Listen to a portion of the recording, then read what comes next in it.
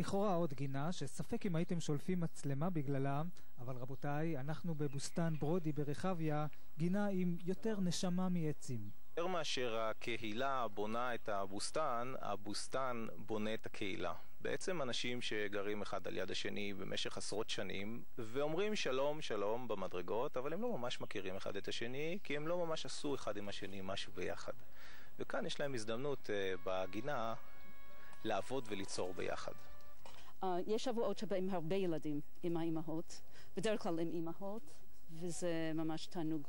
אנחנו בלב רחביה, 2 או 3 מכוניות כבר ממתינות בחנייה, ומה שחסר זה קצת עם האדמה. בשבילי זה בילוי, בשבילו גם, וכשחיים בעיר זה איכשהו הדרך היחידה קצת להיות מחוברים מאיפה מגיע החיטה, מאיפה מגיע הפירות.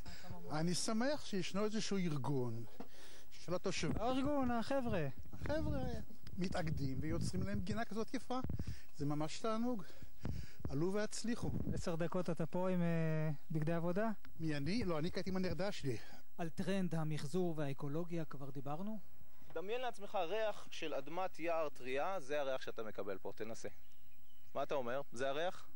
זה קומפוסט מוכן, שנוצר מזבל המטבח של אנשים וגזם מהגינה.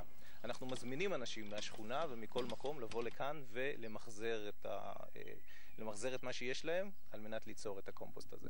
יש לנו מטרה לשנות את הסטטוס של השטח הזה משטח חום לשטח ירוק. כלומר, שטח ירוק גינה. ולא בנייה ציבורית. אנחנו חושבים שהשטח פה בשכונה שלנו היא רוויה כבר בבנייה של בתי כנסת. גן ילדים, אין לנו צורך, כי השכונה היא שכונה יחסית מבוגרת. על עוצמת החיבור לפרויקט הקהילתי המיוחד, תעיד נעמי, שמגלגלת בימים אלה תוכנית אישית ציבורית לא מצויה. אנחנו אוספים כרגע 3,000 שקל כל האחים שלי, בשביל לשים פה ספסל על הזיכרון של ההורים שלי. שישמש את כולם. שישמש את כולם, כן, בטח. נעשה פיקניקים. כמו שאמרתי לו פעם, שיותר נעים לי לבוא לבקר אותם פה מאשר בבית הקברות. בוסתן ברודי, כמובן ברחוב ברודי, המודל קיים, ואנחנו מוזמנים לקנא בהצלחה, ואולי גם לחכות אותה.